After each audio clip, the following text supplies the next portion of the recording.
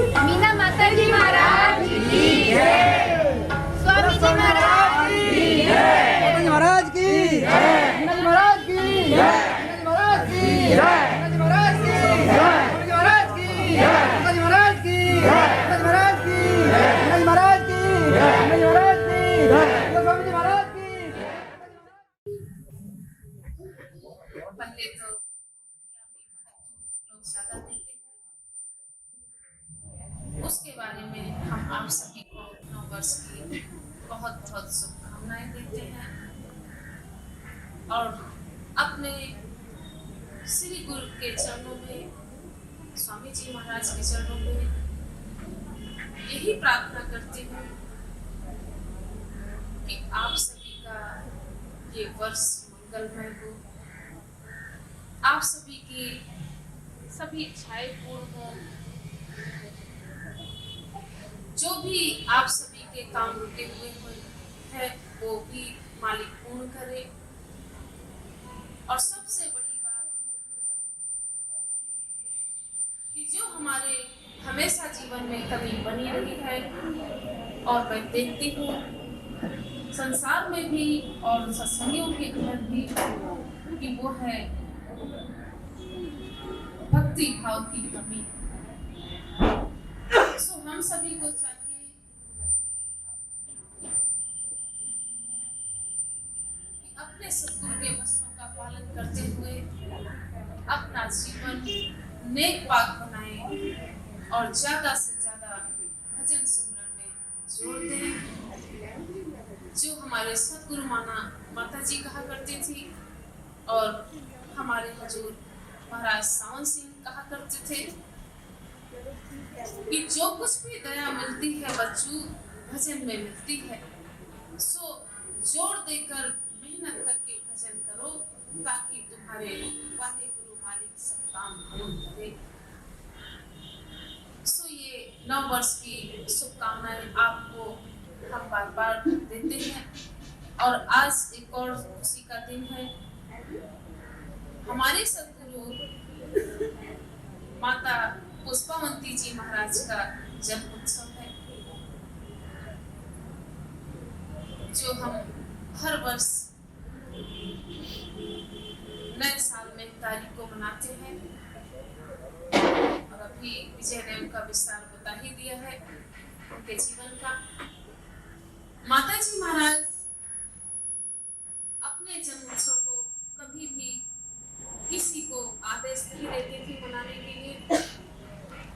ये तो हमारी खुशी के लिए उन्होंने आदेश दे दिया।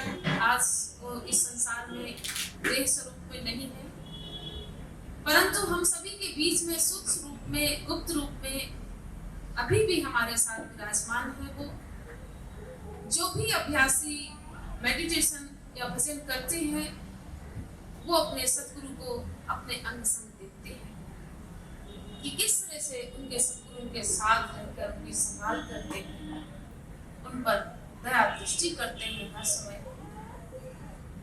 माता जी अपने समय में इस दिन को संगत ने जब प्रार्थना की, माता जी हम स्वामी जी का जन्म उत्सव 15 फरवरी को मनाते हैं, हम चाहते हैं कि हम आपका भी जन्मदिन मनाएं, आप हम पर कृपा करें और हमें अपनी तारीख नियुक्त करें, हम आपका जन्म उत्सव किस दिन मनाएं। माता जी ने ये डेट संगत को बताई कि 1 जनवरी मेरा जन्म उत्सव है, परंतु इसको मेरे स्पेशल जन्म उत्सव के नाम से मत मनाया करना, ना ही मनाना। वो कहते थे इसको संत दिवस के नाम से मनाओ। सभी संतों का जन्म उत्सव मनाना चाहिए। आज जितने भी संत हैं, पूर्ण संत आए इस संसार में जीवों का उद्धार करके, मल मूत्र का चोला पहनकर इस नश्वर संसार में नश्वर देह धारण करके आए और चले गए, जीवों का कल्याण करके। जिन जिन जीवों ने संतों की कद्र की, प्रतीत की, वही संतों की गति को और परमात्मा की प्राप्ति को पा सके। नहीं तो ना तो किसी मन बुद्धि के घर पर बैठे जीव की ताकत है कि वो सतगुरु को, किसी संत को, उसकी समर्थता को जान सके कि वो कितना महान है, कितने ऊंचे देशों में जाने वाला है। ये किसी इंसान की बस की बात नहीं उसको जान लेना। सो संत की गति को ना ही हम जान सकते और ना ही हम अपनी भक्ति से उस परम पिता परमात्मा की प्राप्ति कर सकते हैं। सो इसके लिए यानी उस प्रभु को पाने के लिए हमारे लिए सबसे बड़ी इस संसार में अगर कोई जरूरत है तो वो है सतगुरु का पाना। सतगुरु जब तक हमें नहीं मिलते तब तक हमको कोई रास्ता बताने वाला नहीं होता। यूं तो सभी संसार के व्यक्ति जितने भी हैं, कोई गीता पढ़ता है, कोई रामायण पढ़ता है, कोई भागवत पढ़ता है, कोई और अन्य धर्म पुस्तकों का अध्ययन करते हैं, उनसे मन मानसिक वर भी पा लेते हैं, मन की इच्छा के मुताबिक वर भी पा लेते हैं। कुछ इच्छाएं संसारिक पूर्ण हो जाती है और कुछ लोग ऐसे हैं कि इनको उन लोग की बातें ना करें भी कोई गया नहीं पर।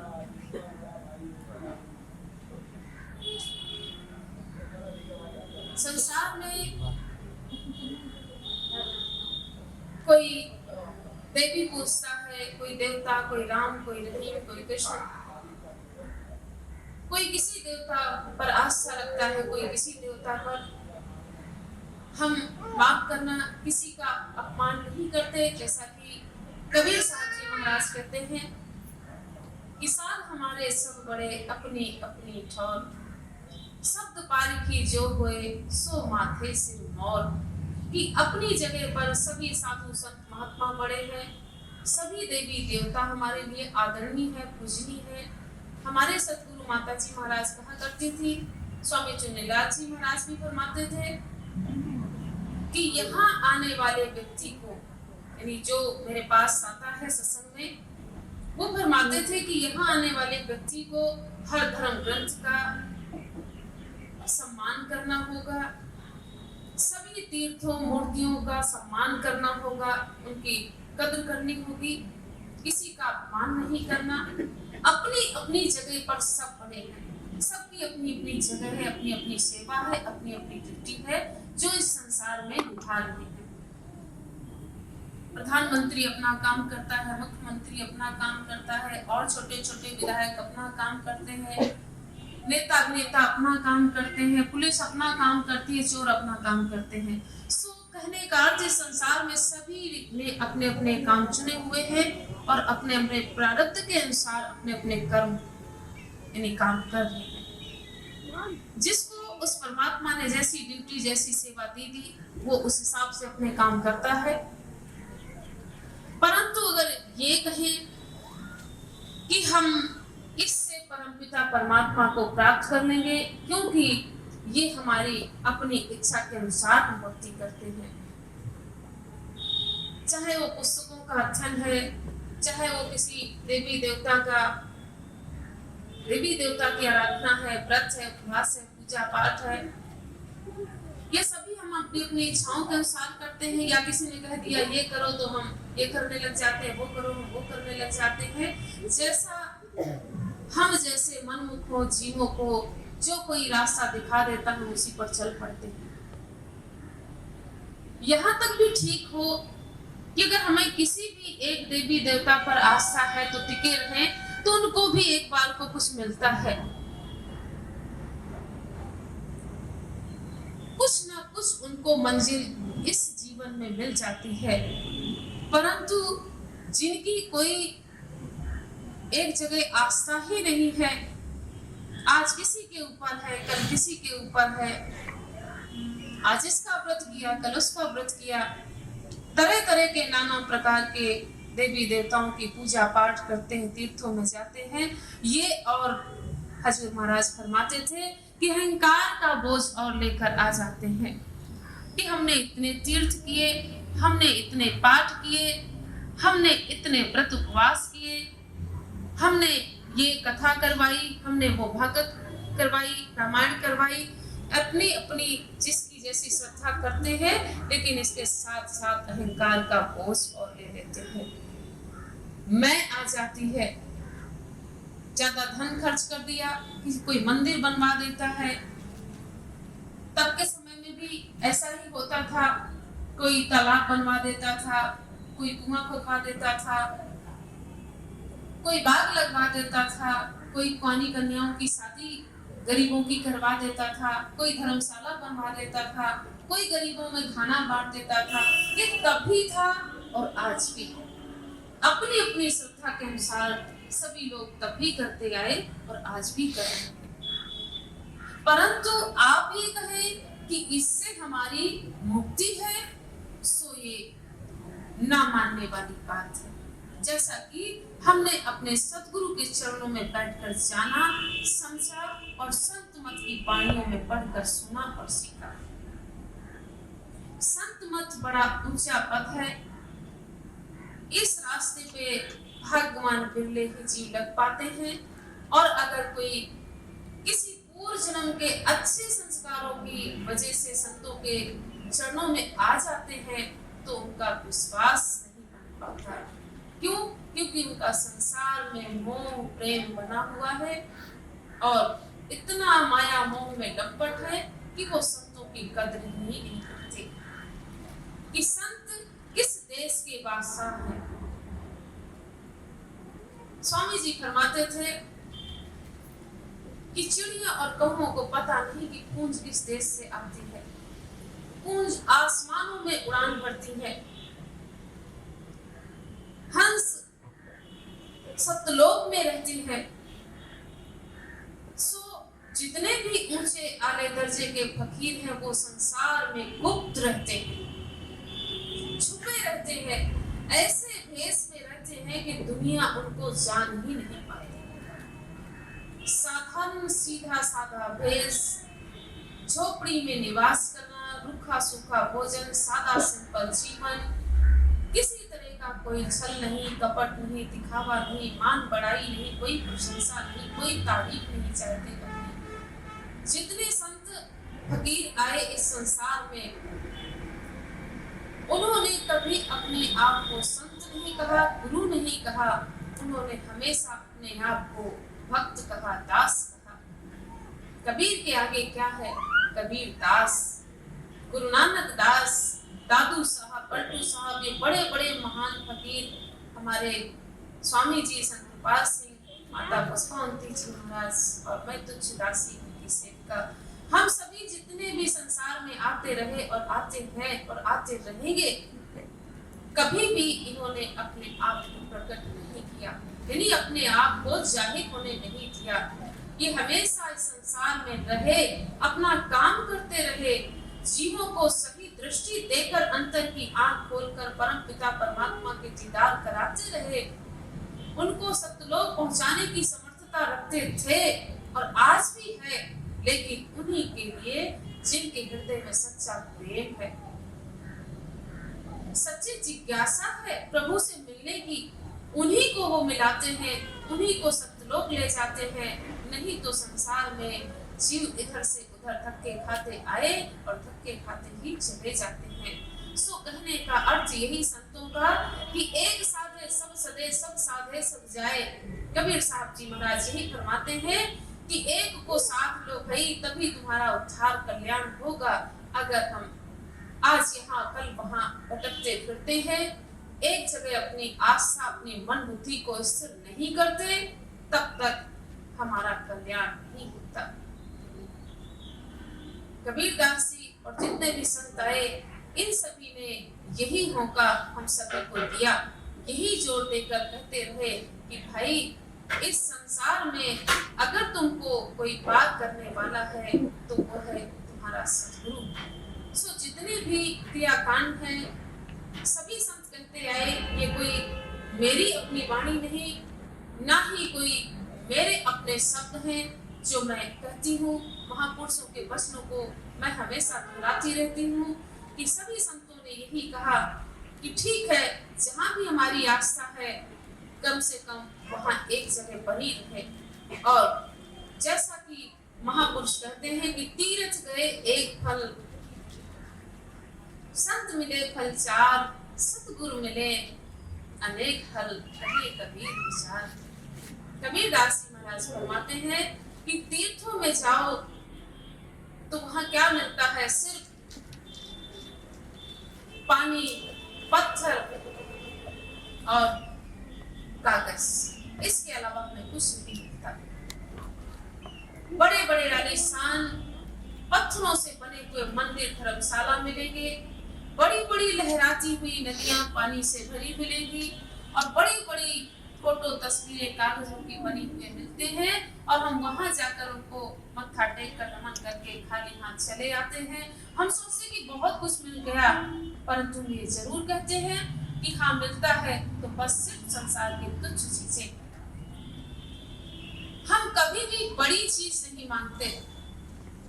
ये जो कुछ भी हम मांगते हैं ये तो हमको वैसे भी मिल जाएगी। आप किसी की भक्ति करें या ना करें, आप इस बात के लिए 100% अपने हृदय में मेरी बात को गांठ बांधें।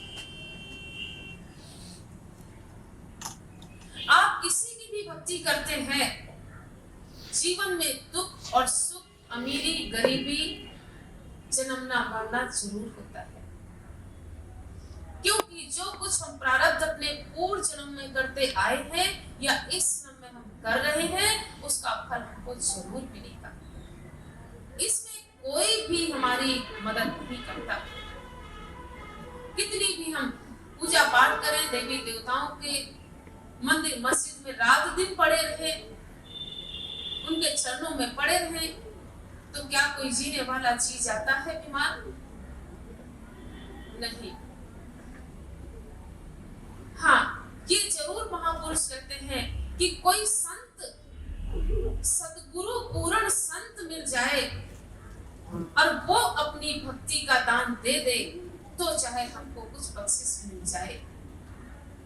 क्योंकि हम सोचते हैं कि हमने जो भक्ति की है, हमारी इस भक्ति से हमको कुछ मिल जाएगा, तो हमारी ये टूटी फूटी भक्ति, जो कुछ भी हम थोड़ी बहुत सुबह शाम करते हैं, ये तो हम जो दिन में झूठ बोलना, चोरी करना, प्रेम करना, छल करना, या जो भी हमसे जाने अनजाने में पाप कर्म हो जाते हैं, जीव मर जाते हैं, कितने सारे हमसे ऐसे कर्म हो जाते हैं, उसी में वो सब कुछ चुकता होता रहता है। आगे जाने के लिए हमारे पास कुछ नहीं बचता। हम खाली यहाँ आए थे और खाली ही संसार से चले जाते हैं। ना तो हम इस संसार की कोई वस्तु लेकर जाते हैं और ना ही भक्ति हमारे साथ जाती है। संत कहते हैं हम जीव हैं, हमारे अंतर में जीव आत्मा है, जीती जागती परमात्मा की मूर्ति हमारे अंदर बैठी है। ये नर नारायणी देह है, ये चलता फिरता हरि मंदिर हमारा शरीर है। ये शरीर अगर किसी निकृष्ट की, निर्जीव की पूजा करती है तो हमारे लिए ये बहुत छोटी बात है। हम सभी को निर्जीव पत्थर, कागज, पानी की पूजा करना एक जीती जागती मूर्ति के लिए ये बड़ी ही छोटी बात है। अगर हम चाहें कि इनसे हमको कोई चीज ऐसी मिल सकती है जो हमें परमपिता परमात्मा से मिला दे, हमें अपने धूमधाम पहुंचा दे, ये नामुमकिन है। क्योंकि ये कबीर, गुरु नानक, दादू पलटू, मीरा, दादिया बसरी, माता पुष्पावती जी, बड़े बड़े साईं बुल्ले शाह, संत सबरेज, मौलाना रूम, हर धर्म में संत आए, ईसा मसीह, इन सभी महापुरुषों ने अंतर का बयान किया है कि जिन्होंने भी पाया है उस परमपिता परमात्मा को अपने अंतर में पाया है, अंतर में खोज करने से मिला है। कि जितने भी धर्म स्थान, तीर्थ स्थान बने हैं, ये किसके जरिए से बने? संतों के माध्यम से। जहाँ कबीर ने जन्म लिया वो काशी नगरी पूजनी हो गई, पूरे संसार के लिए आदरणीय हो गई। मगहर में कबीर दास जी महाराज ने जाकर चोला छोड़ा। लोग सोचते थे कि जो मगहर में जाकर मरते हैं वो नरकों को जाते हैं। कबीर दास जी ने वहां चोला छोड़कर ये भी साबित किया कि मैं देखो कहां जाता हूं। कहते कोई धरती संसार में बुरी कोई भी जगह नहीं है, सभी संसार की जगह में परमात्मा का वास है। आप सोचे कि परमात्मा सिर्फ मंदिरों मस्जिदों गुरुद्वारों में मिलता है, तो ऐसा नहीं है। वो किसी मंदिर मस्जिद में कैद नहीं, वो प्रेमी के हृदय में कैद है। जिसने भी उसको बस में किया है, मीराबाई ने भगवान कृष्ण को अपने हृदय में प्रकट किया। एक मीरा एक राधा, दोनों ने प्रेम किया और दोनों ही कृष्ण की चाहने वाली थी, दोनों ही कृष्ण को खोजती फिरती थी। जब भगवान कृष्ण गोकुल नगरी को छोड़कर चले गए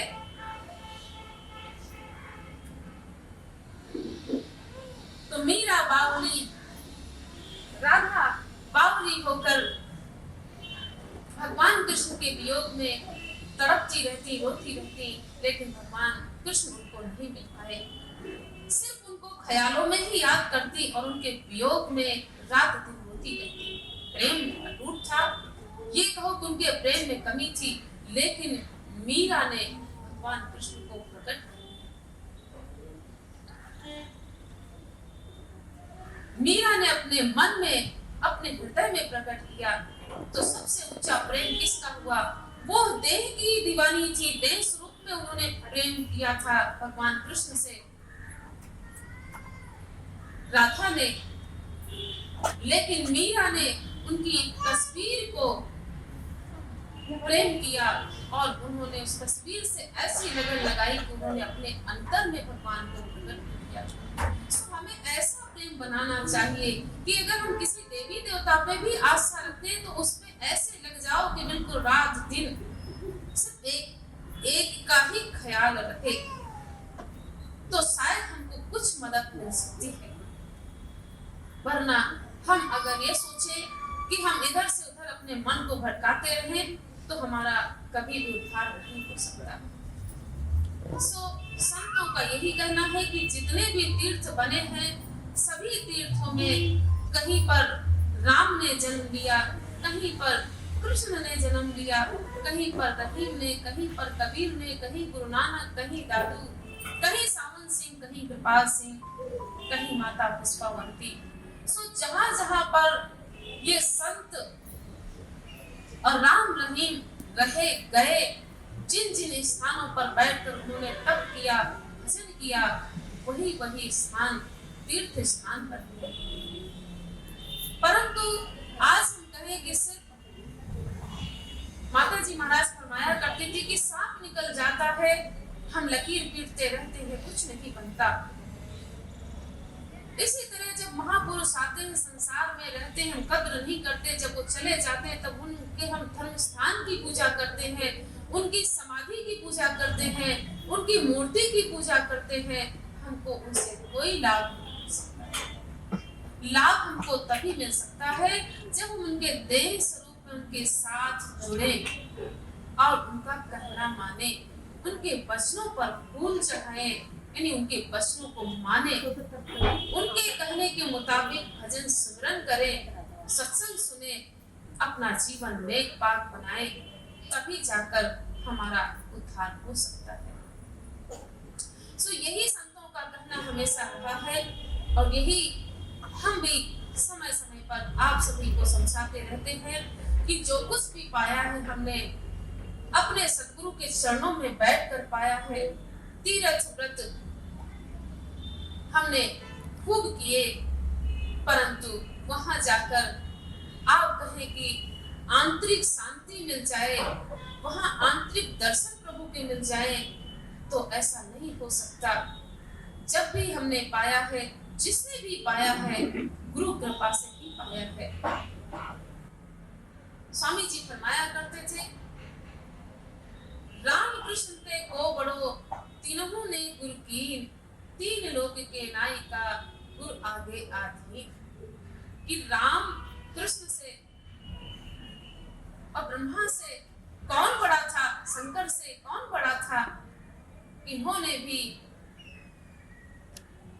गुरु धारण किया। क्या रामचंद्र भगवान के गुरु नहीं थे? कौन कौन रामायण पढ़ता है, जानता है? जरा आवाज देकर हमें बताइए कि उनके गुरु कौन थे? थे ना? भगवान कृष्ण के कौन गुरु थे?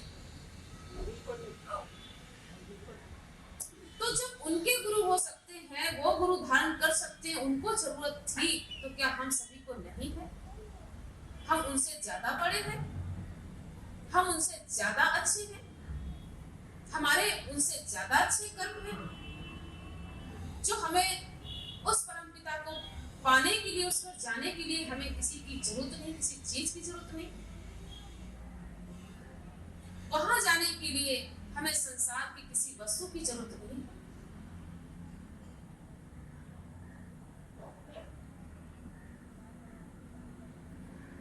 आप फरमाते हैं कि उस घर जाने के लिए सबसे बड़ी चीज है, सबसे बड़ी अगर कोई चीज है तो वह है प्रेम।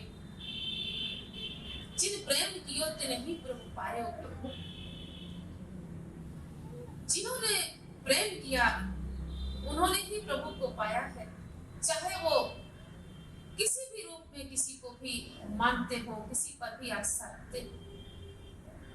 बिना प्रेम के, बिना त्याग के, बिना लगन के वो परमात्मा कभी किसी को ना मिला है और ना मिलेगा। एक बच्चा भी अगर स्कूल में पढ़ने जाता है तो अगर वो लगन से पढ़ाई करता है तो एक दिन अच्छा अफसर बनता है, डॉक्टर इंजीनियर बनता है, प्रोफेसर बनता है, टीचर बनता है, अच्छी अच्छी पोस्ट में जाता है, अच्छी अच्छी उसको सर्विस मिलती है, बड़ी दुनिया उसकी कद्र करती है और माता पिता तो खुश होते ही। ठीक इसी प्रकार अपनी खुशियों का त्याग किया। बच्चों के साथ खेलने की उम्र होती है, बच्चा खेलता नहीं, बच्चा पढ़ाई करता है। बच्चे का रात में सोने का टाइम है, बच्चा सोता नहीं, सारी सारी रात पढ़ाई करता है। बच्चे का कहीं घूमने का दिल करता है, अपने माता पिता के साथ, अपने भाई बहनों के साथ बैठने का दिल करता है, पर वो कहता है नहीं, मुझे कुछ करना है। वो अपनी खुशियों का हर समय त्याग करता है। किसके लिए? क्योंकि उसको संसार की किसी डिग्री की जरूरत है, किसी अच्छी एक सर्विस की जरूरत है। उससे उसको सिर्फ क्या मिलने वाला है? पेट की अच्छी रोटी, अच्छे वस्त्र, अच्छी कार, अच्छा मकान, और कुछ नहीं मिलने वाला पढ़ाई से। और ज्यादा से ज्यादा संसार में ऐसो उसका ऐसो इज्जत करेगा और उसका थोड़ा यश हो जाएगा, नाम हो जाएगा कि फला बंदा बड़ा अच्छा है, बड़ा पैसे वाला है, या बड़ा अच्छा एक डॉक्टर इंजीनियर। थोड़ी सी इसको संसार में वाहवाही मिल जाएगी, इससे ज्यादा और कुछ नहीं मिलता। संसार के लोगों के लिए बहुत बड़ी चीज है, परंतु हमारे लिए यह तुच्छ चीज है। महापुरुष ये नहीं कहते कि आप ये सब कुछ करना छोड़ दो, सिर्फ हमारी ही सेवा में, हमारे कहने के अनुसार भक्ति भाव में लग जाओ। वो कहते हैं अपने सारे काम। संसार की चीजें मिल जाना आसान है, जैसा कि कबीरदास जी महाराज फरमाते हैं,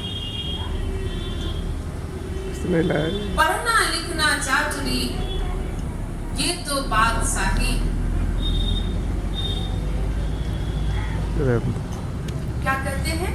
पढ़ना लिखना चातुरी यह तो बादशाही, काम दहन मन वशीकरण जे बात मुश्किल।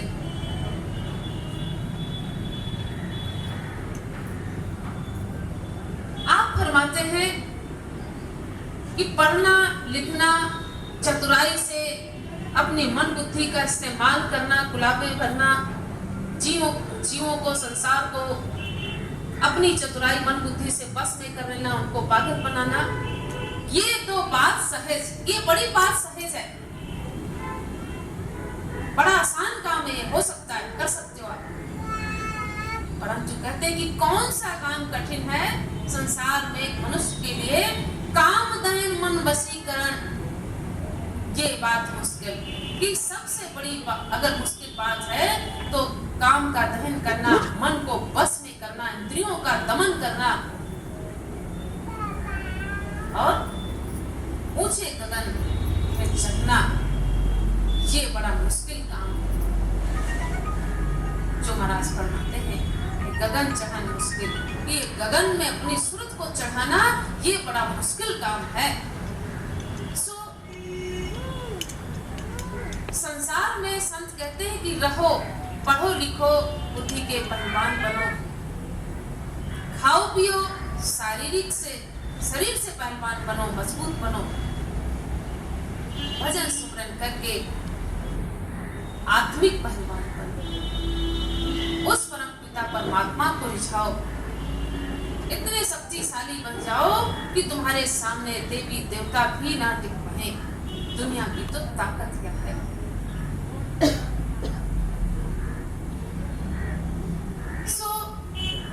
यही काम संसार में मुश्किल है।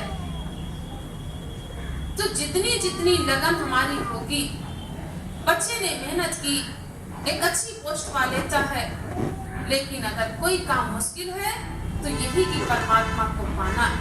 सो हम सत्संग में तो आ जाते हैं, नाम भी ले लेते हैं, पर भजन सुमरन नहीं करते, ना ही गुरु से प्रीत प्रतीत करते। जब तक हमारे अंदर लगन नहीं होगी, प्रेम नहीं होगा, सच्चा भरोसा विश्वास नहीं होगा, तब तक हमारे कोई काम पूर्ण होने वाले नहीं। जिस तरह मीरा को भरोसा था, सच्चा प्रेम था, तो मीरा ने अपने मन में, अपने अंतर में भगवान को प्रकट कर दिया। मीरा जैसी की स्त्रियां हम सब भी हैं, बस फर्क यही है कि हमारे सबके अंदर मीरा जैसी लगन, क्यों नारायण? हमारे सबके अंदर उनकी जैसी लगन नहीं है, प्रेम नहीं है। यही कारण है कि हम संसार में भी सफलता नहीं पाते और ना ही परमार्थ। पर जिन्होंने उनके वचनों को माना, स्वामी जी महाराज फरमाते हैं, जैसा कि हम बार बार कहते हैं कि जिन जिन माना वचन समझ के जिनको संग लगाएं, कि जो जो उनके वचनों का पालन करते हैं, उनके वचनों पर फूल चढ़ाते हैं, वही उनके साथ रहते हैं, वही उस परम पिता परमात्मा को पाते हैं, वही अपने सतगुरु को खुश कर पाते हैं। गुरु राजी तो करता राजी, काल करम की चले न बाजी। कि अगर हमने अपने गुरु को राजी कर लिया, खुश कर लिया, प्रसन्न कर लिया, तो हमने समझो कि परमात्मा को प्रसन्न कर लिया।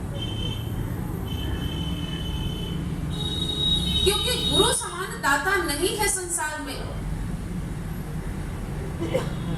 हमने कहा कि माना कि हमको पूजा पाठ से कुछ संसारिक चीजें मिल जाएंगी, परंतु जो जीवन मरण है, यश अपयश विधिहांत है, उसको हम अपनी भक्ति के द्वारा से नहीं ठीक कर सकते, नहीं पा सकते। सतगुरु की भक्ति बड़ी महान भक्ति होती है, क्योंकि उन्होंने संसार में सब कुछ त्याग दिया होता है।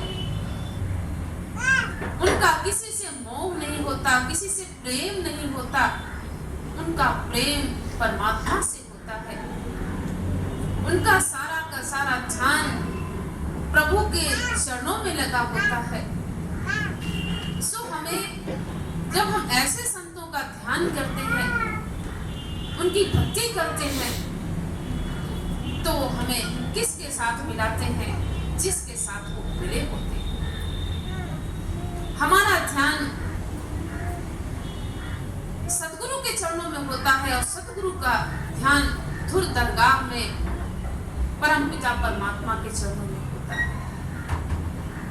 उनकी लगन उनके साथ लगी होती है, हमारी लगन सतगुरु के साथ लगी होती है, क्योंकि हमने उस परमपिता परमात्मा को नहीं देखा, हमने सतगुरु को देखा है। सो हम सतगुरु का जब ध्यान करते हैं तो हम यही समझे नहीं, 100% माने कि हम परमपिता परमात्मा का ही ध्यान करते हैं, क्योंकि सतगुरु ही उस परमपिता परमात्मा का भेजा हुआ जीव होता है, या ये कह ले कि वही परमात्मा का रूप होता है।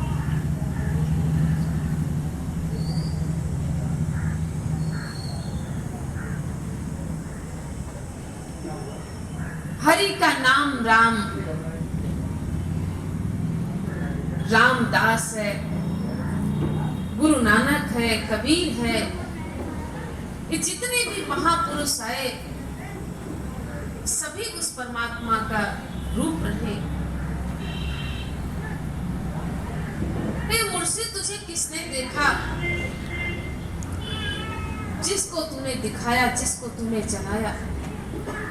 अगर हम अपनी दृष्टि से, अपनी मन बुद्धि से उसको जानने की कोशिश करें तो हम नहीं जान सकते। हम अपने जीवन की, सारी जीवन की भक्ति का फल भी लगा दे तो भी हम उसके दीदार नहीं कर सकते।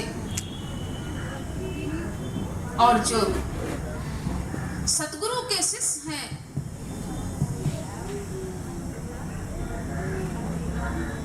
उनकी भक्ति अगर 5 मिनट की भी होती है तो भी वो जो पूरा पूरा दिन व्रत उपवास रहते हैं उससे कहीं ज्यादा बढ़कर होती है। सो संत हमको यही उपदेश देते आए कि हमें अपनी आस्था एक के चरणों में बनाकर रखनी चाहिए।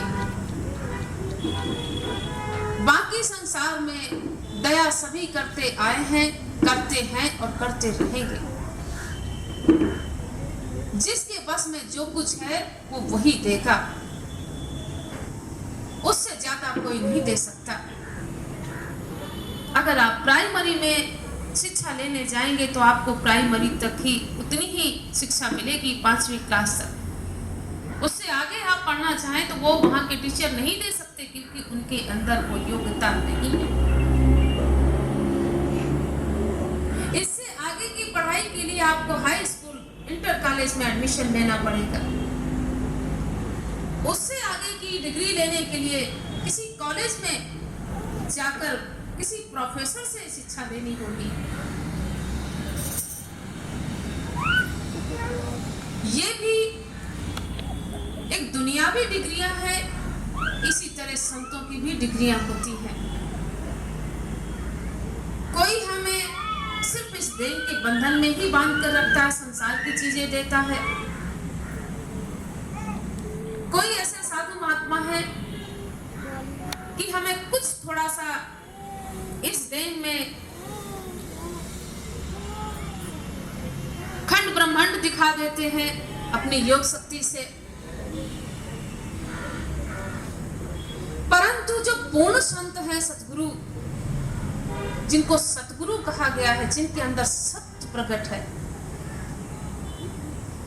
वो ऊंचे दर्जे के, आले दर्जे के फकीर होते हैं। वो हमको कहां पहुंचाते हैं? सतलोक, अलग अगम के पार अनामी देश। जब भी हमने कहा था कि चिड़ियों और कौओं को पता नहीं है कि हंस किस देश में रहते हैं, मुर्गा भी किस देश में रहती है। बड़े बड़े संसार के जीव संतों की गति को नहीं समझ पाए। हम तुच्छ भक्ति करके हम अगर चाहे कि हम उस परमात्मा को जान ले, संतों की गति को जान ले, तो नहीं जान सकते। दुनिया के जीवों को पता ही नहीं कि सत्यलोक है कहाँ, सचखंड किसको कहते हैं, अलग अगम कौन सा देश है और अनामी देश कौन सा है, जहां पर वो परम पिता परमात्मा सबका मालिक आसन लगाए संसार की खबर रखता है। अनामी देश में वह कुल मालिक विराजमान है। उस देश की खबर सिर्फ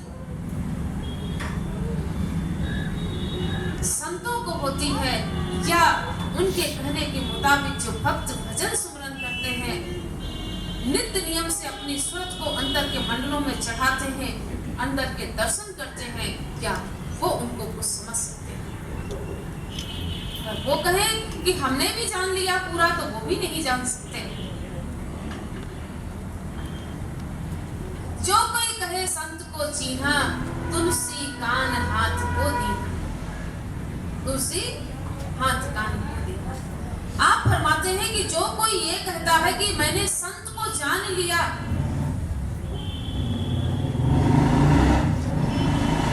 हमने उसको चीन लिया, पहचान लिया, कहते तौबा तौबा, मैं तो अपने कानों को हाथ लगाता हूं कि ये नामुमकिन।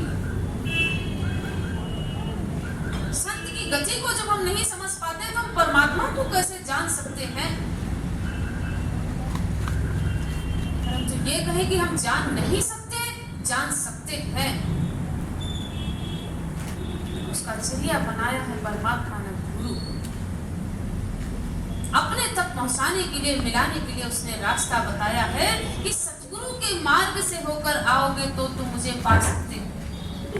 अगर हम चाहें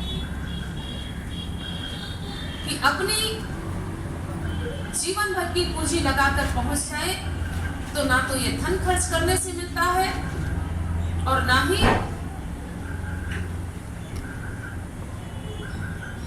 अगरबत्तियां और भूखे मरने से मिलता, रोटियां खिलाने से मिलता,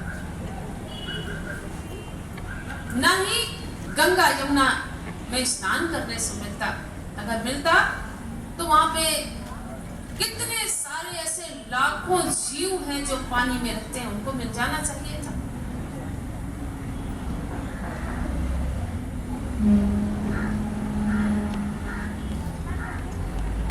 कई ऐसे जीव हैं जो रात दिन पानी के अंदर ही रहते हैं।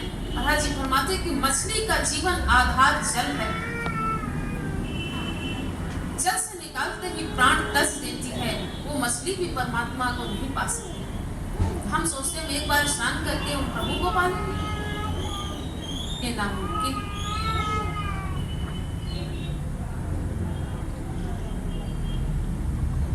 आज के समय में हर स्त्री शिवरी नहीं बन सकती, आज के समय में हर स्त्री मीराबाई नहीं बन सकती। हम देखते हैं कि कई स्त्रियां ऐसी हैं, बड़ी प्रसन्न होती हैं, हमने अपने घर में लड्डू गोपाल रखे हुए, हमने अपने घर में शालिग्राम जी रखे हुए, हमने अपने घर में 50,000 लाख का मंदिर बनवाया हुआ है, हमने अपने घर के अंदर भगवान को बिठाया है, उनकी स्थापना करवा रहे। पहले अपने हृदय को साफ करो, अपने हृदय में उस परमपिता परमात्मा को विराजमान करो, और वो पहले से ही विराजमान है। सिर्फ अपनी अंतर की आंख, अपने मन और बुद्धि को साफ करने की जरूरत है, उसके दीदार तुरंत हो जाएगी। ये मेरा दावा है। अगर कोई करना चाहता है तो मेरे सामने आ सकता है, पर वैसे राजा जनक की तरह अपने मन इंद्रियों का दमन करके, उनको ज्ञान की चाहत थी तो अपने संसार की सारी दौलत देने को तैयार थे राजा जनक, कि मुझे ऐसा गुरु चाहिए और मुझे पलक झपकने में ही ज्ञान चाहिए कि जितनी लोगों को पलक झपकाने में समय लगता, मुझे इतनी देर में ज्ञान चाहिए। क्या ऐसी हमारे अंदर लगन है? संत कहते हैं कि एक व्यक्ति डूब रहा हो पानी में, और वो उसके प्राण कितने छटपटाते हैं कि मुझे कोई निकाल ले, कोई मेरी मदद करे, मुझे यहाँ से निकाले। उसके अंदर कितनी व्याकुलता होती है। कहते जब उतनी व्याकुलता उसके अंदर होगी तो समझ लो कि उसको परमात्मा जरूर मिल जाएगा। क्या हमारे अंदर इतनी व्याकुलता है कि मरते हुए व्यक्ति के प्राण छटपटाते हैं, उसको वो अपनी मदद मांगता है अपनी जान को बचाने के लिए? क्या कभी हमारे अंदर इतनी व्याकुलता उस प्रभु की प्राप्ति के लिए हुई? अगर नहीं हुई तो अभी हमारे अंदर सच्ची लगन नहीं। फिर हम कैसे उनसे आशा कर सकते हैं कि हमारे घर में सुख शांति बनी रहे, प्रेम बना रहे, परमात्मा का वास बना रहे हर समय, हमारे ऊपर किसी तरह की काल की छाया न पड़े, हम निरोग रहें, स्वस्थ रहें, धनवान रहें, सारे कार्य हमारे संसार के पूर्ण होते रहें और हम प्रभु परमात्मा को पाले? ये हमारे लिए बड़ा मुश्किल काम है। कि इतना आसान नहीं, इतनी आसानी से किसी को भी नहीं मिला, हमें भी नहीं मिला।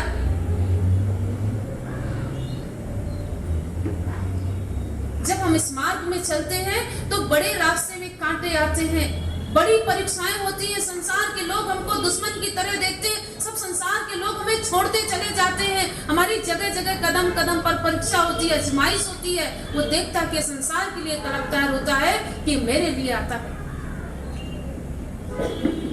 जब वो संसार की परवाह नहीं करता, निंदा की परवाह नहीं करता, दुख की परवाह नहीं करता, मेरी गरीबी की परवाह नहीं करता, भूख प्यास नींद की परवाह नहीं करता, तो उसके लिए मालिक बाहें फैलाए खड़ा है और उसको अपने हृदय से लगा लेता है। फिर संसार उसकी पूजा करती है, दुनिया उसके लिए झुकती है, उसका नमन करती है।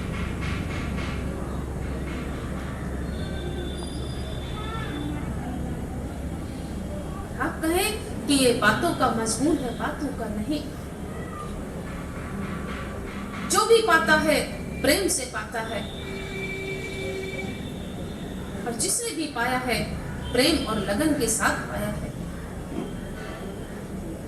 सो हमारे अंदर सच्ची लगन, सच्चा प्रेम राजा जनक की तरह होना चाहिए। राजा जनक को जब ज्ञान की इच्छा प्राप्त की उन्होंने, कहते कोई हो ऐसा जो मुझे परमपिता परमात्मा से मिला सके। सभी बड़े बड़े संतों महात्माओं को उन्होंने आदर सम्मान सहित न्योता दिया, उनको बुलाया अपनी नगरी में और उन्होंने कहा कि मैं 100 गवें और 100 स्वर्ण मुद्राएं दान में दूंगा जो मुझे अंतर में ज्ञान करा सके।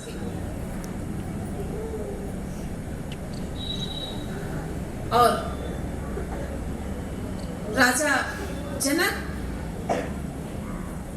अपने सिंहासन में बैठ गए, सभी सभा में लोग बैठ गए।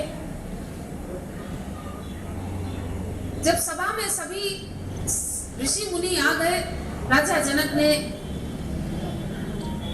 सिंहासन खाली कर दिया। कहने लगे भाई जो मुझे ज्ञान दे सकेगा वो मेरे सिंहासन में आकर विराजमान हो जाए और मैं उसको ये दान दूंगा।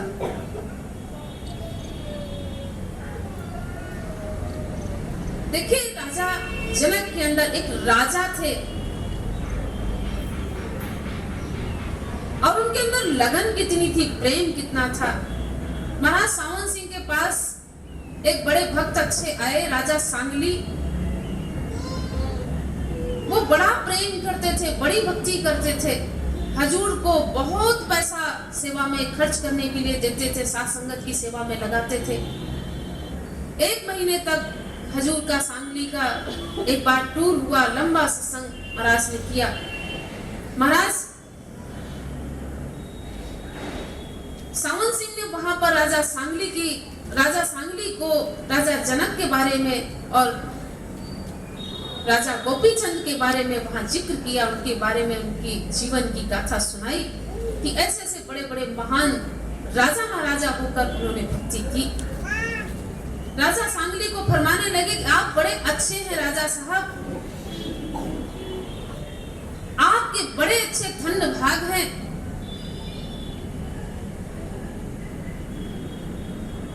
कि आप एक राजधानी भी चला रहे हैं, राजसी आपके ठाठ हैं और आपके अंदर उतनी ही ज्यादा भक्ति भी है। राजा होकर भक्ति कर रहे हैं, ये बड़ी ऊंची बात है।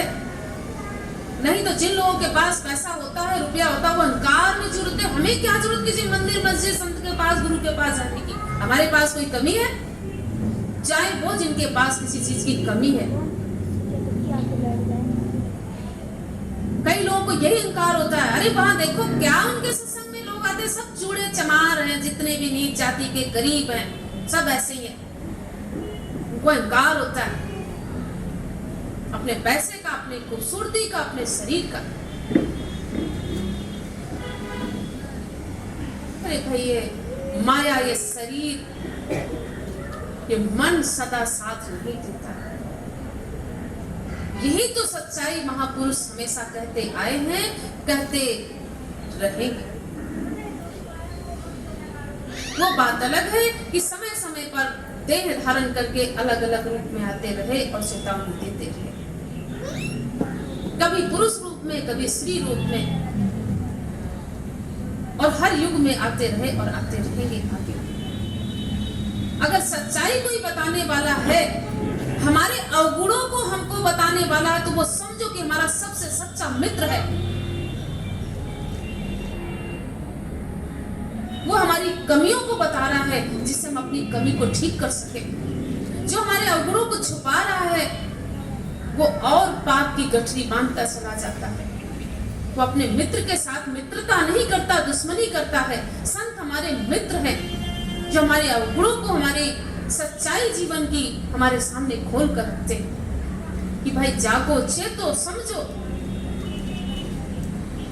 और जिस सच के साथ हम जुड़े हैं आप भी जुड़ो।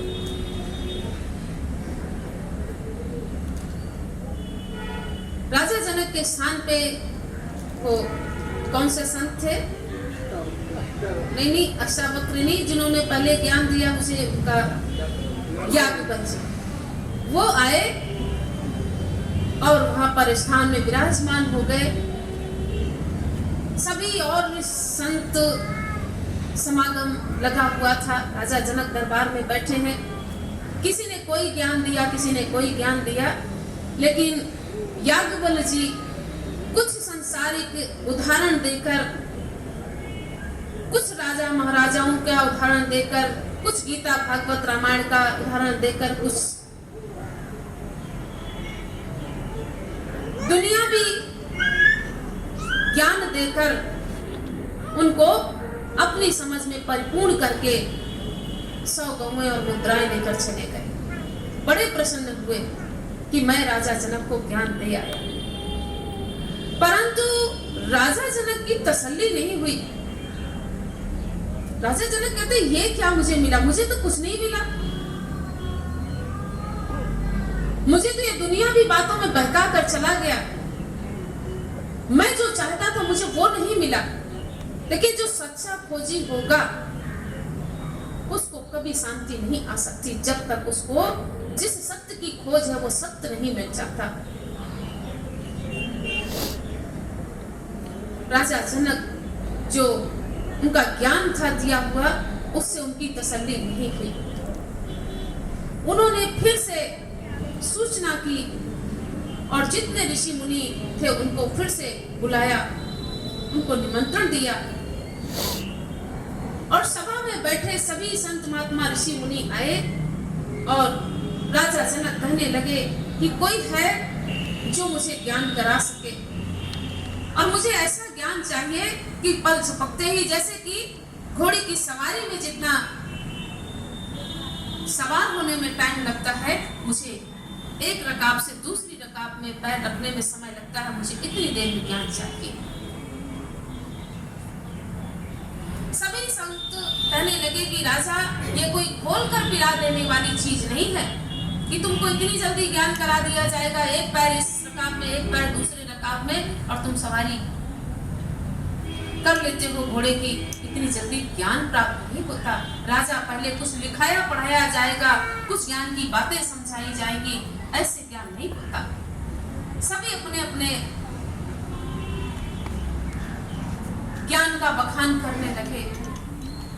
राजा जनक का क्रोध अंतर से बढ़ने लगा, बड़े दुखी होने लगे कि क्या कोई ऐसा संत नहीं है जो मुझे आत्मिक ज्ञान दे सके। राजा जनक कहने लगे कि क्या ये इतनी सभा बैठी है, मैं क्या समझूं कि संतों से धरती खाली हो चुकी है, कोई ऐसा संत नहीं जो मुझे ज्ञान दे सके। जब ऐसे व्यंग भरे वचन सुने, अष्टावक्र जी ने वहां से उठकर खड़े हुए और जो सिंहासन राजा जनक का था वहां पर विराजमान हुए और वहां पर स्थान में बैठे जैसे ही तो जितने सभा में संत महात्मा अहंकारी बैठे थे, किसी ने कोई ज्ञान थोड़ा सा ले लिया, किसी ने कोई ज्ञान ले लिया, सब अहंकार में चूर थे। जितने जिसके पास ज्ञान कम होगा उतने उसके पास अहंकार ज्यादा होगा। आप हमेशा देख लीजिए, आजमा लेना मेरी बात को कि मैंने ऐसा देखा है, अनुभव किया है और महापुरुषों की वाणियों में भी सीखा है, समझा, अपने सतगुरु के चरणों में भी बैठकर देखा है कि संतों के अंदर कितनी नम्रता होती है। महाराज सावन सिंह के बारे में संत कृपाल सिंह कहा करते थे कि संतों का नम्रता ही श्रृंगार है, उनका श्रृंगार है। वो इतने नम्र रहते हैं, इतने सीधे स्वभाव सरल के रहते हैं, सभी के साथ दीनता पूर्वक पेश आते हैं, सभी से प्रेम करते हैं, अमीर हो गरीब हो, ऊंची जाति का हो नीची जाति का हो, सुंदर हो बदसूरत हो, उनसे कोई इससे मतलब, उनके लिए सभी बच्चे प्यारे होते हैं। वो सभी को जीव आत्मा की दृष्टि से देखते हैं, बाहर के शरीर के बोलों की दृष्टि से नहीं देखते। राजा जनक ज्ञान की खोज में प्रभु प्रीतम की वियोग में संसार को बुलाए सभा में बैठे हैं और इसी दुखी में बैठे हैं, दुखी मन से कि क्या कोई ऐसा गुरु नहीं, कोई संत नहीं जो मुझे परमात्मा से मिला सके, कोई मुझे आत्म ज्ञान दे सके। जैसा कि हमने कहा कि संतों से कभी ये संसार की धरती ना खाली हुई है, ना है, ना कभी होगी। आग लगे आकाश को, झरझर गिरे अंगार, संत न होते जगत में जन्मता संसार। ये संसार जल जाता अगर संत नहीं होते। आज हम सबको जो राहत मिलती है ये संतों की कृपा से ही मिलती है। अष्टावक्र जी दुखी देख रहे हैं कि राजा जनक को कितना दुख है, अब मुझे जाना पड़ेगा। जैसे ही सिंहासन में बैठे सारी सभा के लोग हंस पड़े, खिलखिलाकर हंसने लगे कि ये कुबड़ा गच्ची, ये ना सकल का ना सूरज का, ये आया है राजा जनक को ज्ञान देने। राजा जनक कहते हैं कि अष्टावक्र जी कहते हैं राजा जनक को कि राजा, आपने कौन सी सभा लगाई है? कहते महाराज मैंने तो संतों महात्माओं की सभा बुलाई है। कहते संतों की सभा नहीं है, ये चमारों की सभा है, जहां पर इनका काम है चमड़ी को निहारना, कि मेरी चमड़ी को देख रहे हैं।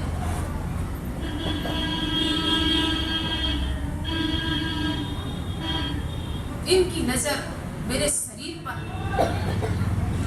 अष्टावक्र जी 8 जगह से टेढ़े मेढ़े थे, इसलिए उनका अष्टावक्र नाम था।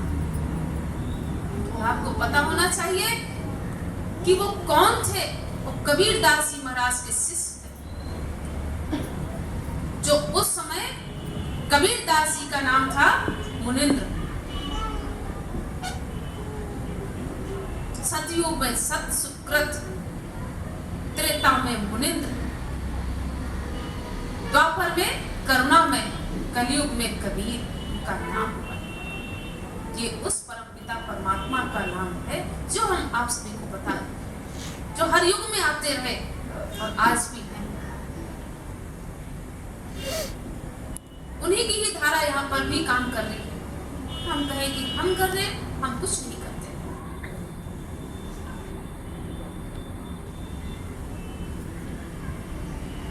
जैसे ही ये वचन कहे, सभी वहां पर मौन हो गए, समझ गए कि इसकी बातों में ताकत है।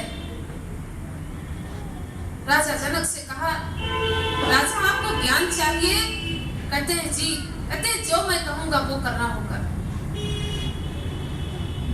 अब जिसको जरूरत थी वो वही करेगा, जिसको भाई भूख लगी है, प्यास लगी है, तो जब उसको रोटी चाहिए तो उसको जो कहा जाएगा वो वही कहेगा, क्योंकि वो भूख से तड़प रहा है, बेचैन।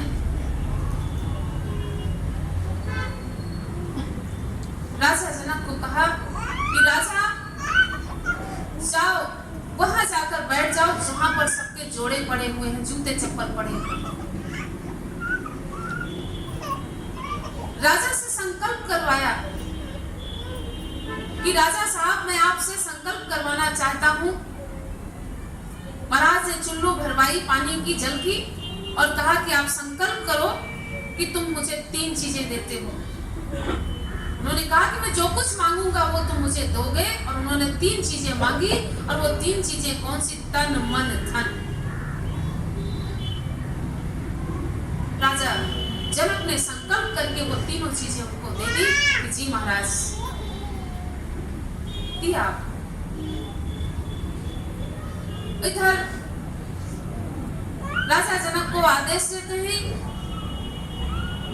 अश्वक्र जी आप फरमाते हैं कि देखो अब ये तन भी मेरा है, धन भी मेरा है और मन भी मेरा है। तुम मुझे दे चुके हो, अब किसी दूसरे की चीज पर तुम्हारा कोई अधिकार नहीं है। अब ये शरीर मेरा हो चुका है, मैं जो कहूंगा तुमको वो करना पड़ेगा। तब राजा को हुक्म दिया कि जाओ तुम वहां सबके जहां जूते चप्पल जोड़े पड़े तुम वहां पर बैठ जाओ। राजा बड़ा समझदार था, ज्ञानी था, उसको सच्ची लगन थी प्राप्ति की। आज हम किसी को कह दें कि आप जाओ कुर्सी में बैठ जाओ, सिर्फ जूते चप्पलों को देखते ही रहना कि कोई चुरा कर ना ले जाए, तो आप उसकी सेवा के लिए भी पीछे हट जाएंगे। क्या हम सत्संग सुनने आए या जूते चप्पल देखने आए?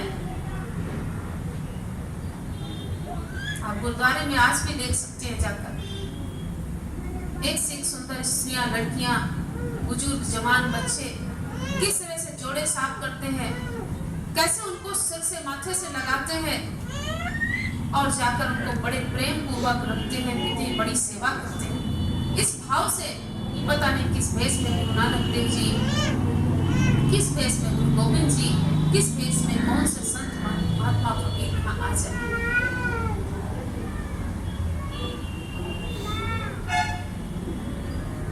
हम यहाँ पर छोटी छोटी सेवाओं से कतराते हैं कि हमें ये ना करना पड़े, वो ना करना पड़े। हम छोटी सी तुच्छ संसार की चीजें मिल जाती हैं, उसी का अहंकार करके बैठ जाते हैं। परंतु हमें ऐसा नहीं होना चाहिए। हमें ऐसे ऐसे महान राजाओं से सीख लेनी चाहिए, जिनका जिक्र महाराज सावन सिंह किया करते थे अपने सत्संगों में, लाखों संगत के बीच। आपने फरमाया कि जाओ जोड़े में सबके बैठ जाओ।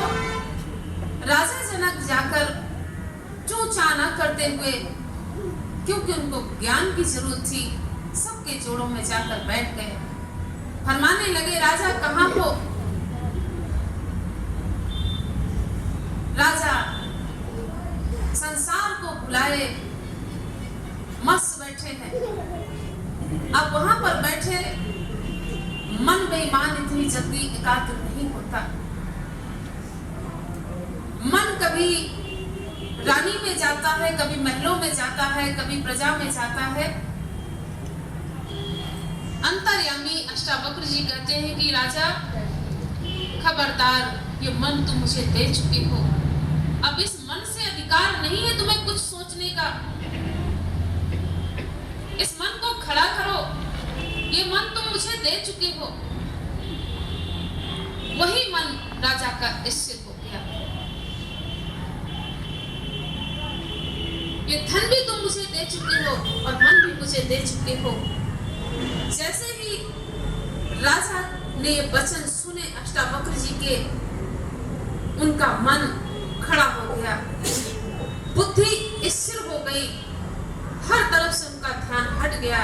जैसे ही अंतर से देखा कि राजा बिल्कुल दुनिया के सुध बिसराए बैठे हैं, अब वो बिल्कुल एकाग्रचित्त हो गए हैं। इधर से अष्टावक्र जी ने अंतर तवज्जो दी और राजा जनक की अंतर सुरत चढ़ा दी।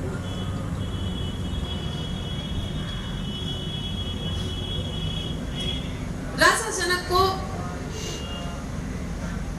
अपनी इच्छा अनुसार उन्होंने भजन में बैठे रहने दिया, अंतर का आनंद लेने दिया। और जब काफी समय बीत गया, राजा को कहा कि राजा अब उठ जाओ। उनकी सूरत को नीचे ख्याल को उतारा, राजा जनक को बुलाया और कहा, राजा हो गया ज्ञान? कहते हैं जी महाराज हो गया ज्ञान। कहते हैं जाओ राज भी करो और फकीरी कमाओ। तब से राजा जनक वैदेही के नाम से जाने जाते थे, विदेह में रहते थे। राजा जनक कभी देह में नहीं रहते, अपने ख्याल को हर समय मालिक के चरणों में लगाए रहते थे। इसके आगे का प्रसंग फिर कभी हम सुनाएंगे। जो राजा जनक के शिष्य हुए हैं सुखदेव जी, वही राजा जनक जिन्होंने इतना ऊंचा ज्ञान प्राप्त किया, उन्होंने सुखदेव जी को ज्ञान दिया। ये अलग। राजा जनक को अष्टावक्र जी ने कहा कि ये अपना तन आपको मुबारक है, अपना धन भी ले लो, मन भी ले लो, मुझे इसकी आवश्यकता नहीं। तुम्हारे तन मन धन की और इस राजधानी की मैं इसको क्या करूंगा? मैं एक सन्यासी, मैं फकीर, मुझे संसार की चीजों की जरूरत नहीं। कहते राजा राज करो और भजन करो और दुनिया का कल्याण करो। और अष्टावक्र जी वहां से चले गए। सो ये होता है सच्ची जिज्ञासा, जिनके अंदर सच्ची लगन है, सच्चा प्रेम है, वही प्रभु को पाते हैं। नहीं तो संसार में खाली आए और खाली चले गए। बिना गुरु की कृपा के संसार में हमको दया कोई नहीं दे सकता, कोई हम पर रहमत नहीं कर सकता। न देवी, न देवता, न मंदिर, न मस्जिद, न कोई तीर्थ और ना ही संसार के कोई लोग। आज हम सभी 2021 वर्ष में प्रवेश कर चुके हैं और अभी जो सन 2020 का वर्ष निकला, आप सभी ने संसार के सभी लोगों ने कितना संघर्ष किया। किसी की नौकरी चली गई, किसी का घर चला गया, किसी का कारोबार चला गया, कोई संसार से ही चला गया, कोई संसार से अभी तक लड़ाइयां लड़ रहा है, यानी कष्ट सह रहा है। इस कोरोना महामारी में सभी ने बड़े कष्ट उठाए और जैसा कि हमने सन 2020 के सत्संग में भी आप सभी को चेतावनी दी थी, स्वामी जी महाराज के आदेश अनुसार, कि आने वाले समय के लिए हम सभी को तैयार रहना चाहिए, उसका सामना करने के लिए। ये 2020 जो बीत चुका, 2020 का वर्ष सभी सत्संगियों के ऊपर बड़ी ही रहमत रही।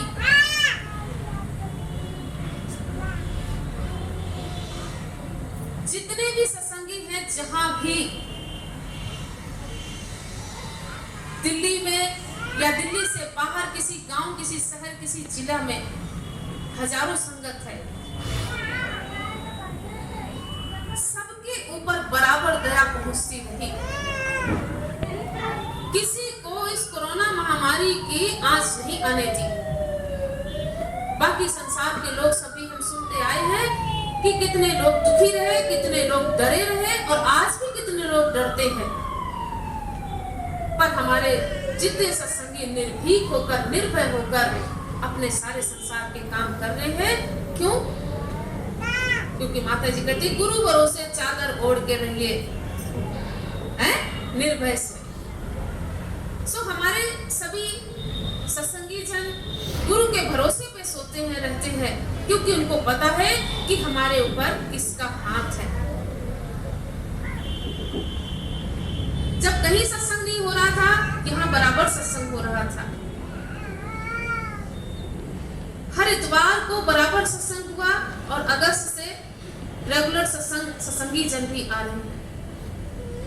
कोई व्यक्ति ये नहीं कह सकता कि मुझे यहाँ आकर कोरोना हुआ। हाँ, ये जरूर कह सकता है कि यहाँ आकर हम ठीक हो गए। अगर किसी को कोई थोड़ी बहुत जुकाम खांसी हुई भी है, फीवर हुआ भी है, तो वो यहाँ आकर ठीक हो गए। बीमार यहाँ आकर कोई नहीं। कोई ये नहीं कह सकता कि जी हम सत्संग में गए, हमारा ये नुकसान हो गया। वो ये जरूर कह सकता कि यहाँ आकर हमारा ये काम हो गया। जहां तक कि मेरा अपना अनुभव है, जो मैंने अपने सतगुरु के चरणों में किया है बैठकर और पाया है। सो हमने कहा था कि आने वाले समय में आप अभी इस महामारी के डर से भक्ति भाव कर रहे हैं, पूजा पाठ कर रहे हैं। जो लोग कभी नहीं करते थे वो भी कर रहे हैं। सभी मंदिर, मस्जिद, गुरुद्वारे बंद हो गए। जैसा कि अभी हमने कहा कि संत महात्मा फकीर जितने भी कहते आए कि मंदिर, मस्जिद में, गुरुद्वारे में, काबा में नहीं है, वो हमारे हृदय में है। आप सभी ने उस चीज का अनुभव किया इस कोरोना महामारी में। जब लॉकडाउन लगा तो कौन था जो नवरात्रों में मंदिर गया? कौन था जिनके मुसलमान फकीरों के, मुसलमानों के जो रोजे होते हैं, वो मस्जिद में जाकर अल्लाह अल्लाह की पुकार किया? जितने भी संसार के लोग हैं, मंदिर, मस्जिद, गुरुद्वारे, चर्च सब बंद थे। सभी ने कहां पर बैठकर पूजा स्थापना की? अपने घर के अंदर। और उनको घर में ही शांति मिली। बाहर कहीं नहीं है वो। बसु कहीं ढूंढे, कहीं कहीं विधि आवे हाथ। कहे कबीर तब पाइए जब भेदी लीजिए साथ। कोई भेदी मिल जाता है तो हमें वस्तु लखा देता है। हम वस्तु कहीं ढूंढते फिरते, वो होती कहीं है। हम मंदिरों, मस्जिदों, गुरुद्वारों में, पानियों में, पत्थरों में ढूंढते हैं, लेकिन वह वस्तु परमात्मा ने हमारे अंदर। हम व्रत रख लेते हैं 9 दिन, महीने, रोजे रख लेते हैं, तीर्थों में चढ़ाइयां कर लेते हैं, सर्दी गर्मी सह लेते हैं।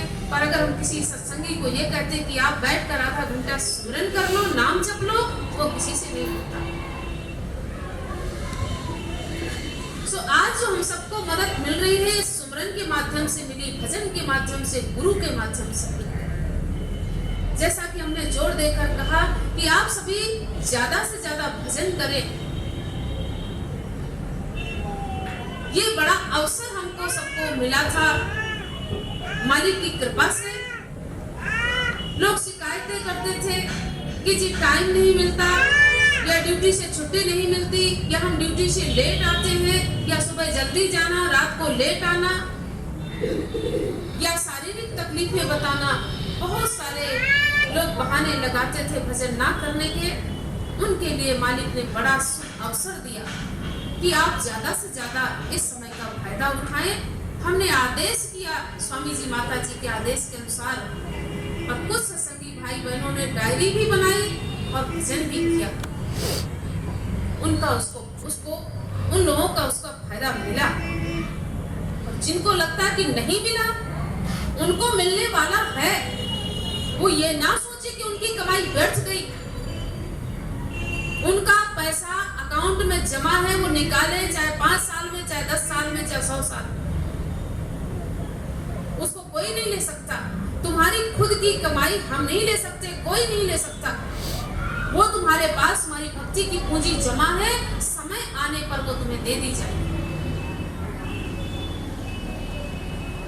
अगर नहीं मिली तो उसके लिए हम निराश ना हो, दुखी ना हो, उसका इंतजार करें कि वो समय कब आएगा जो हमारी भक्ति का फल हमें मिलेगा। सो इस बीमारी में आप सभी की सहायता करने वाला और इस परेशानी से बचाने के लिए, परिवार की सुख शांति के लिए अगर कोई सहायक बना तो हमारा अपना भजन, हमारा अपना गुरु, जिसने हमारी सहायता की। और इसी के लिए हमने आदेश दिया था कि आप सभी ये ना सोचे कि आज हम भजन कर लें, आगे हमारे ऊपर कोई समस्या आने वाली नहीं है। आने वाले समय के लिए भी हमने ताकीद किया था कि इससे भी भयानक परेशानियों का आपको सामना करना पड़ेगा। आज इस नाम में तो कल किसी और नाम से तुम्हारे सामने ये समस्या आएंगी।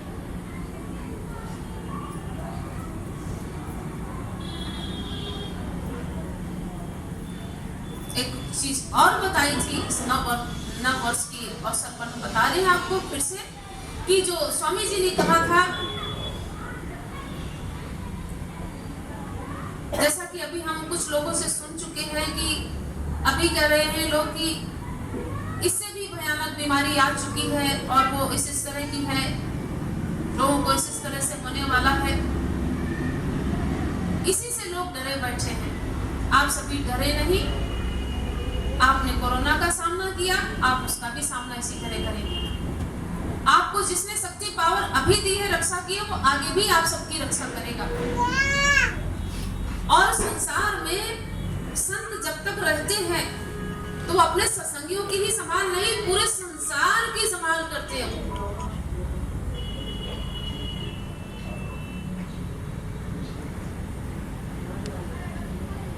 संत और परमात्मा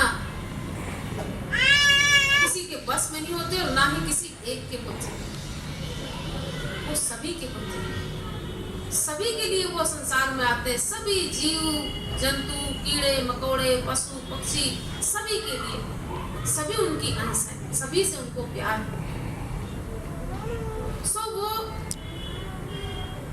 पहले भी संभाल करते आए हैं और आगे भी करेंगे। इस बात के लिए हम सभी निर्भय होकर हैं। उसके लिए भय ना पैदा करके अपने हृदय में रखें और भक्ति भाव अपने बिल्कुल ना छोड़ें।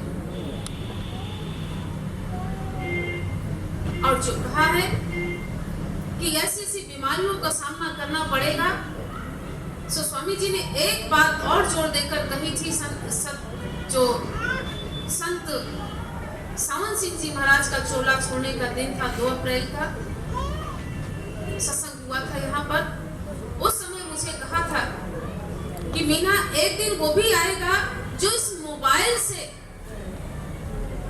से भी दुनिया को बहुत बड़ा नुकसान उठाना पड़ेगा, बहुत बड़ी तकलीफ का सामना करना पड़ेगा।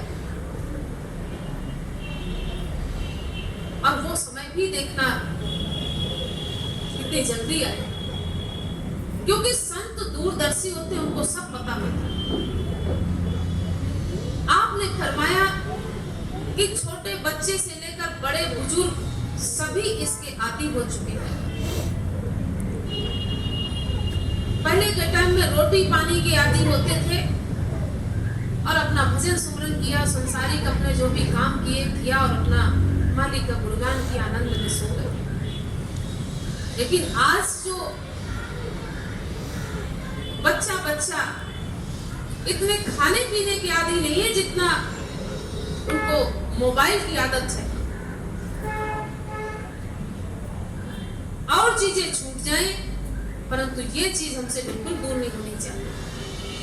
माता पिता छूट जाएं, रिश्तेदार छूट जाएं, दोस्त छूट जाएं, लेकिन सबसे बड़ा सगा, सबसे बड़ा मित्र हमने अपना मोबाइल माना हुआ है।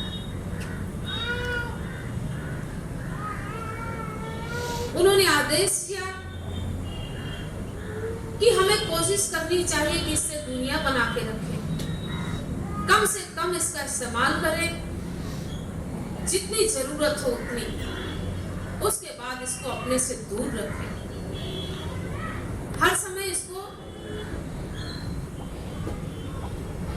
अपने सीने से लगा के ना रखें,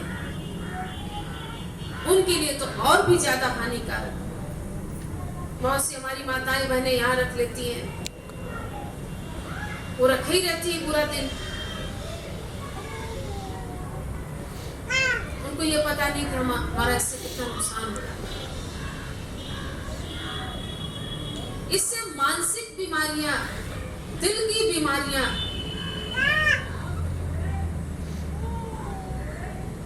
इतनी ज्यादा होंगी कि आप सभी इसका मान नहीं लगा पाएंगे कि अरे अभी तो वो बिल्कुल ठीक था, क्या हो गया। ऐसा भी सुनने को मिलेगा। बच्चों के अंदर भी ये बातें मिलेगी आपको। बड़ों की बात छोड़ो, पहले किसी को सुना करते थे कि फला व्यक्ति को अटैक पड़ने वाला है। आप देखते हैं कि बच्चे कितने जिद्दी आज के बच्चे होते जा रहे हैं। हम सब आपको चेतावनियां दे रहे हैं सावधानी के लिए।